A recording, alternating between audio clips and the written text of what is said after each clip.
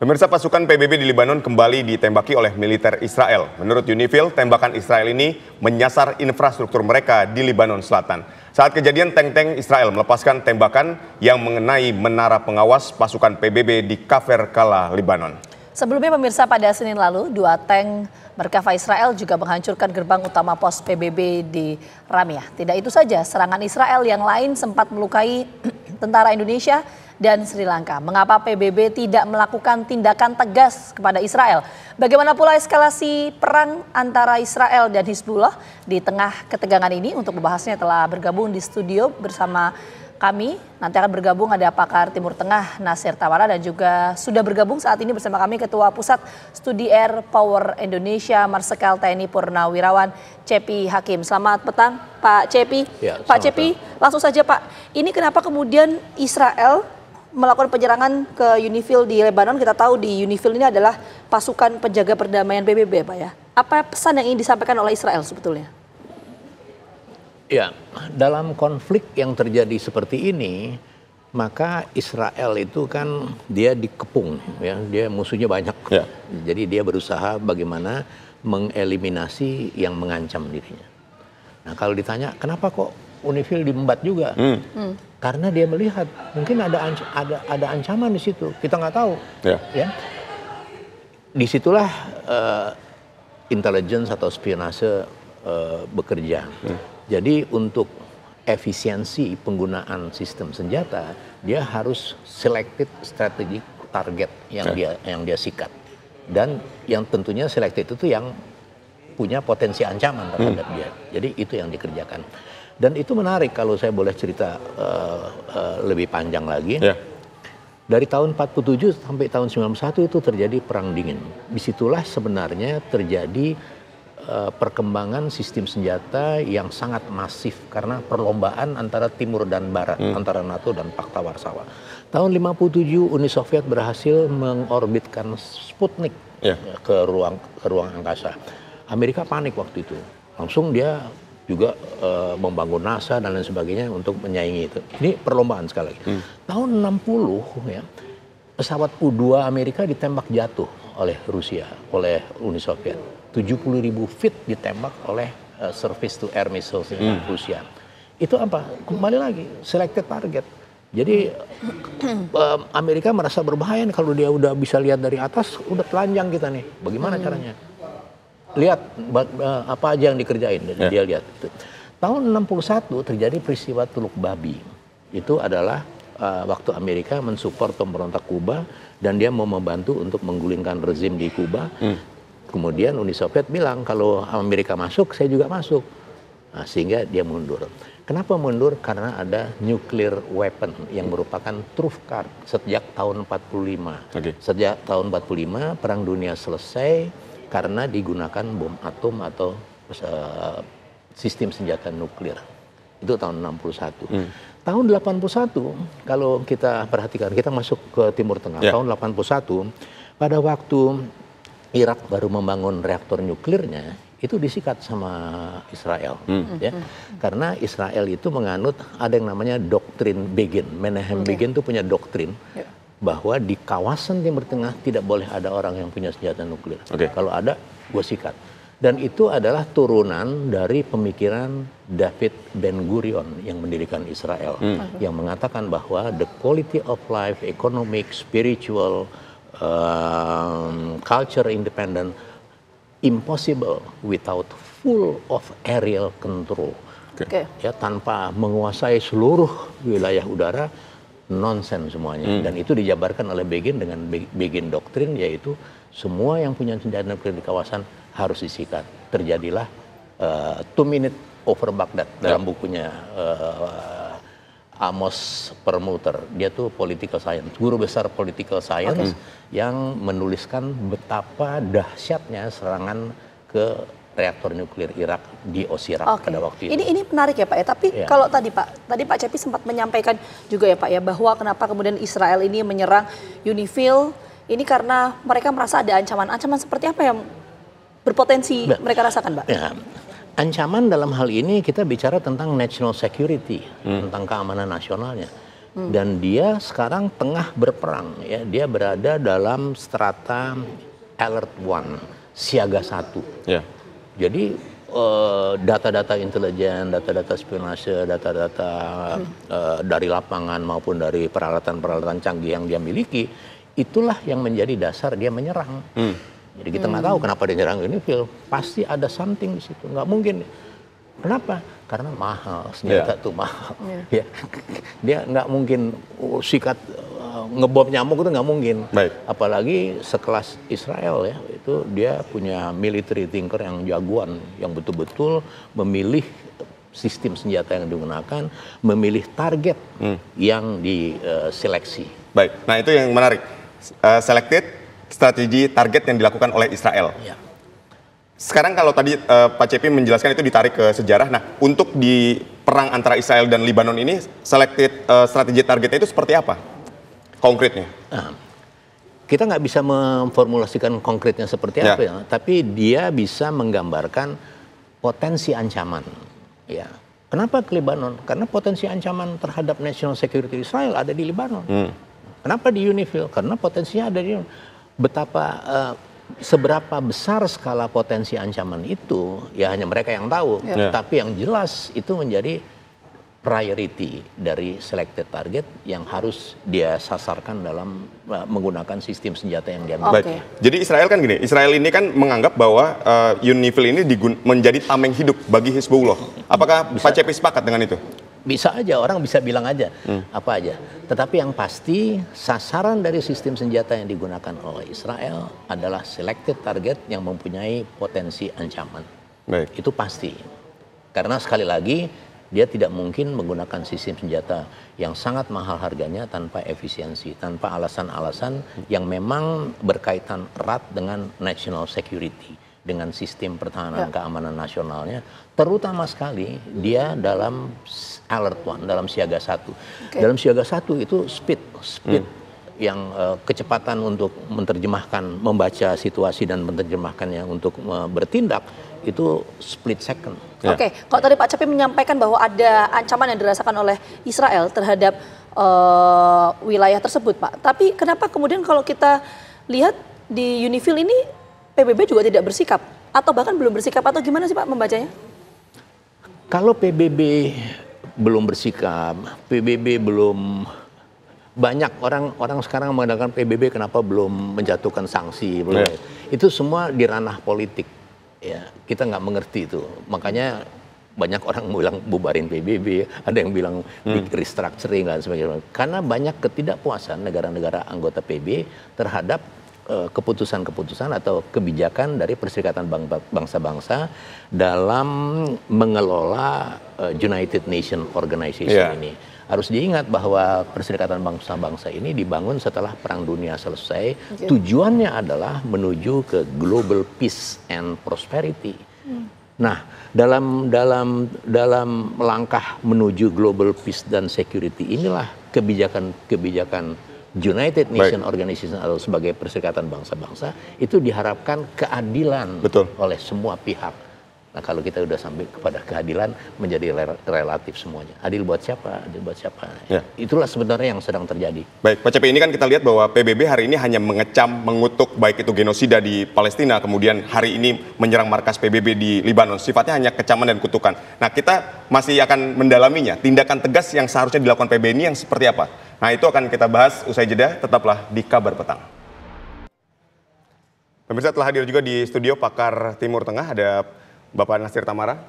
Pak Nasir, ini langsung saja kita ke pertanyaannya. Hari ini Israel ini 4 kali menyerang markas UNIFIL di Lebanon. Sedangkan PBB sikapnya hanya mengecam dan mengutuk, tapi tidak ada tindakan tegas. Alasannya seperti apa, Pak? Mungkin ini menuju final ya. Kenapa? Karena Amerika sudah mengirim THAAD, Terminal High Altitude Area of Defense ya.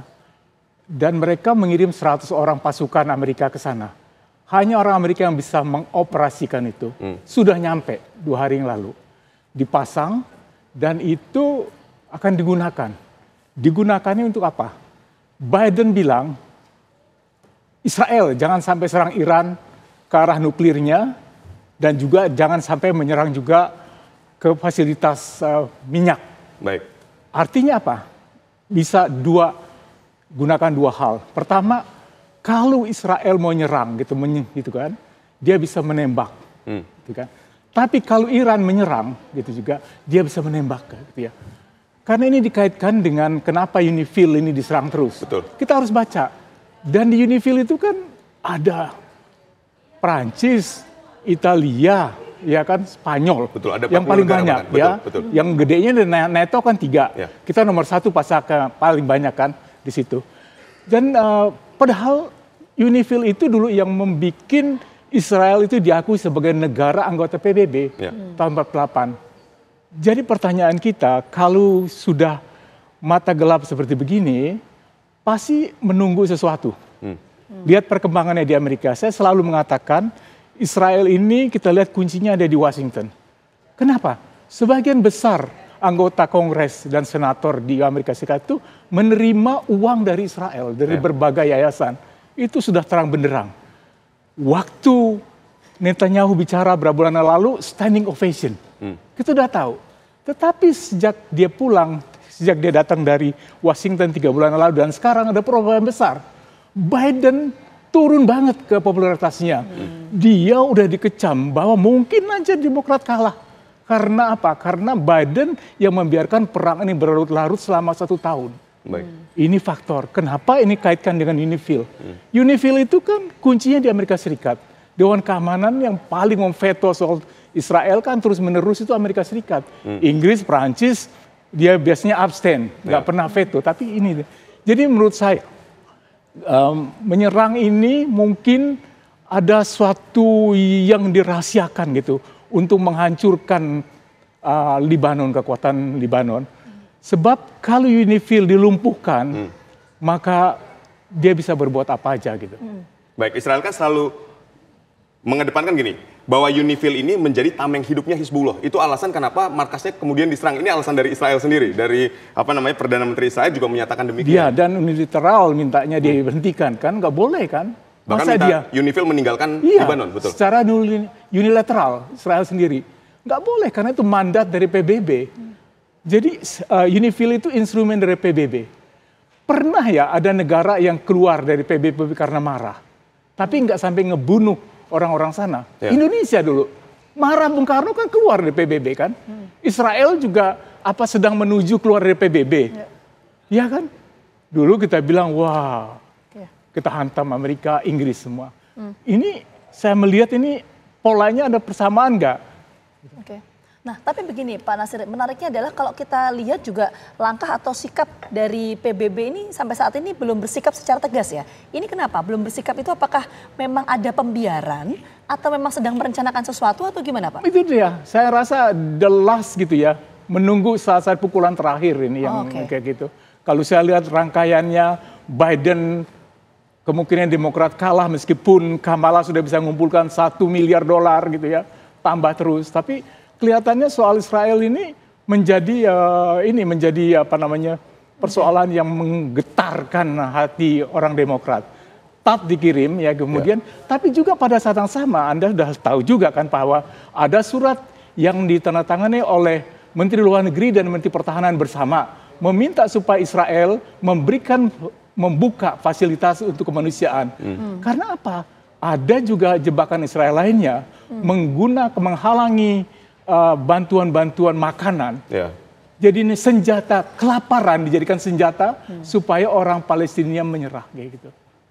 Jadi kombinasi dari semua ini yang bisa mungkin akhir dari peperangan ini. Baik, kita masih akan membahas pemirsa seperti apa peperangan Israel dan Libanon ini ke depannya, karena menurut Pak Nasir ini sudah hampir mencapai final, mencapai akhir. Usai jeda kami akan kembali, tetaplah di Kabar Petang. Oke, kita langsung menuju ke Pak Cepi. Pak Cepi tadi kan sempat menyampaikan Pak ya, kenapa kemudian PBB ini belum bersikap karena memang alasan politik. Ini kenapa Pak? Memang apa resikonya jika PBB ini kemudian melakukan penyerangan balik ke Israel? Ya. Yang pertama adalah PBB sebenarnya dia harus bertindak sebagai wasit yang adil. Ya. Tetapi semua orang udah tahu bahwa keberpihakan PBB terhadap kekuatan Barat itu jelas sekali. Dan lobby Israel di Amerika itu juga sangat kuat. Jadi kalau kita melihat dari situ clear pasti ada keberpihakan. Ya. Yang kedua, kita baru dengar misalnya digelar Terminal High Altitude Area Defense. Ya. Itu adalah sistem pertahanan udara yang paling modern yang dikembangkan sejak Ronald Reagan. Itu adalah sebuah sistem pertahanan udara yang merupakan pagar imajiner yang akan membendung ICBM, Intercontinental Ballistic Missiles dari Pakta Warsawa yang menuju ke negara-negara NATO. Dan teknologi itu berkembang terus, dan sekarang dia melihat bahwa Israel yang mempunyai the best national air defense system ternyata bisa jebol. Nah, dia berikan bantuan dengan mengirimkan itu TAT tadi itu, Terminal High Altitude Area Defense. Maksudnya jelas dia membantu Israel dalam hal ini. Tetapi pada sisi lainnya dia juga bisa bertindak sebagai wasit. Misalnya itu berkembang ke arah yang dia tidak diinginkan, ya kita nggak tahu bagaimana. Tapi itu potensi kemampuan dari Terminal High Altitude Area Defense itu adalah pagar imajiner terhadap peluru-peluru kendali. Baik, lalu untuk serangan Israel sendiri terhadap Lebanon ini akan jadi seperti apa? Singkat saja Pak Cepi. Ya, dia akan melihat eskalasi ancamannya. Kalau memang sudah selesai seperti di Gaza, dia selesai, dia balik ke sini. Dia akan mengikuti potensi ancaman terhadap national security Israel. Dia akan mengikuti terus. Ya, ini menarik. Kita menuju ke Pak Nasir. Kalau tadi kan Pak Nasir sempat menyampaikan ya Pak ya, bahwa kenapa kemudian ini PBB belum bersikap karena masih wait and see. Kenapa wait and see? Karena Amerika sudah langsung terlibat sekarang dengan mengirim TAT dan 100 pasukannya. Itu nggak pernah dalam sejarah Amerika langsung turun sesudah konflik Gaza pecah 20 tahun yang lalu itu. Ya. Dan ini suatu yang baru. Dan kenapa UNIFIL itu seakan-akan tidak berani membalas? Karena anggota UNIFIL itu sebagai penjaga perdamaian hanya diberikan senjata-senjata ringan untuk membela diri, bukan untuk senjata tempur untuk menghancurkan lawan. Nggak boleh dia di situ. Jadi sudah ada pembicaraan di balik layar menurut saya. Karena ini sudah high politics yang menyangkut siapa yang akan terpilih jadi presiden di Amerika Serikat gara-gara masalah konflik ini. Jadi UNIFIL didukung oleh anggota NATO di situ dan mereka dibilang sabar gitu kan. Kan yang ditembak apa? Menara, kemudian jatuh. Kalau kita lihat korbannya dari Indonesia, dari Sri Lanka, dari negara lain itu kan luka-luka ringan, nggak ada yang terbunuh. Nggak ada niat pakai sniper untuk membunuh, nggak ada pakai misil untuk merusakkan. Itu hanya tembakan gitu ya, menakut-nakuti. War message-nya, you better go sebelum sesuatu terjadi. Apa sesuatu terjadi? Apakah perang final ini besar-besaran? Apakah lebih dari ratusan ton bom akan dijatuhin di Beirut? Kita nggak tahu, ini semua lagi bermain. Pak Nasir, singkat. Jadi langkah tegas PBB seperti apa yang harus dilakukan? Terus mendukung perdamaian. Terus di belakang Palestina, di belakang Lebanon, pihak yang bertikai, jangan memihak. Ya. Baik, Pak Cepi mungkin terakhir untuk PBB apa yang harus dilakukan PBB? Harapan semua negara, sebagian besar negara di dunia tentunya PBB akan bertindak netral. Tapi harapan itu agak sulit karena sekali lagi ada keberpihakan dan yang kedua lobby Israel di Amerika itu sangat kuat. Baik. Oke, baik. Nanti kita lihat bagaimana kemudian wajah di Timur Tengah. Sekali lagi terima kasih banyak Pak Nasir dan juga Pak Cepi atas waktunya sudah bergabung sama kami di Gardu Petang. Sehat selalu semuanya.